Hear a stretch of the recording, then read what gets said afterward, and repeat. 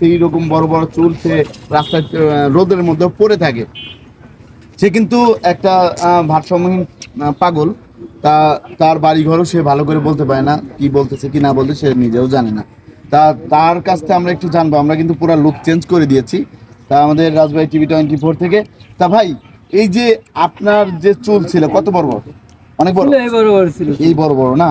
তা আপনার সাথে যে আমার ঝগড়া হলো, আপনি আমার সাথে সেই ঝগড়া করলেন, আমাকে মারতে গেলেন না, কি জন্য হলো?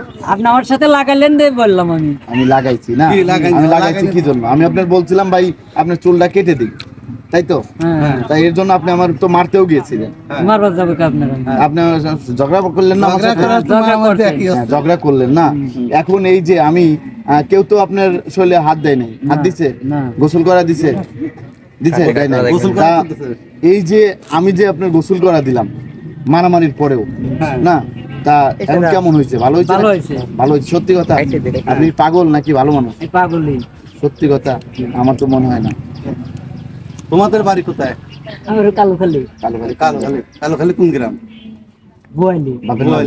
আব্দুল দুলাল মন্ডল। আব্দুল দুলাল মন্ডল। Mobile number?